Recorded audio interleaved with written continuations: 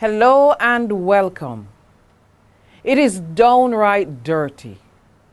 News last week that a dirty squabble between Nelson Mandela's eldest grandson and more than a dozen other family members over the bodies of 3 deceased children of this iconic man left me embarrassed and disappointed.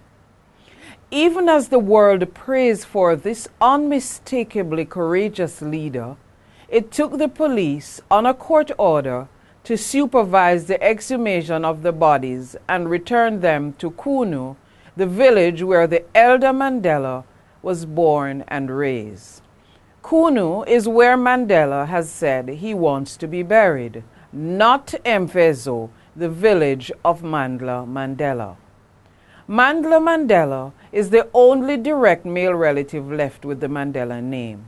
Apparently, somebody told him that gave him the right to exhume the bodies. In news out of South Africa, Mandela claims he's not against the exhumation and that burial in Mvezo was a temporary measure. I bet you that Mandela wants Nelson Mandela buried in Mvezo against his wishes. Why? Money and greed, of course. If it is not for financial gain, I suggest to Mandela that the only Mandela he should exhume is that of his father, MacArthur Mandela. But there's no money to be gained from that, is there? When Nelson Mandela declared that I am the captain of my soul, it was a statement that appeared lost on Mandela and the rest of the family members, who can't wait for his eyes to close before they start an international disgrace.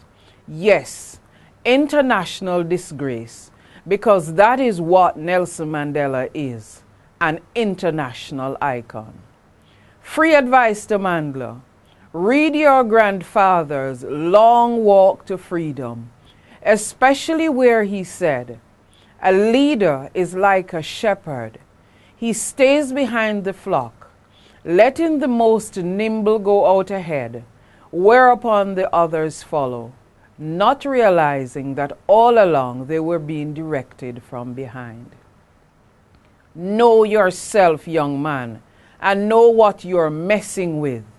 You are messing with the man who declared boldly that during my lifetime I have dedicated myself to the struggle of the African people. I have fought against white domination and I have fought against black domination. I have cherished the ideal of a democratic and free society in which all persons live together in harmony and with equal opportunities. It is an ideal which I hope to live for and to achieve. But if needs be, it's an ideal for which I am prepared to die. His legacy will be a world legacy, and it will not matter whether you were born with or acquired the name Mandela. His legacy is a gift to the world. Stop playing dirty, all of you. This giant of a man may now be raging against the dying light, because having left a template to fix South Africa, he came up short with his family. Let Madiba die in peace, and let his spirit find rest with his ancestors and the giants of the anti-apartheid movement. Until next week, stay close to the edge.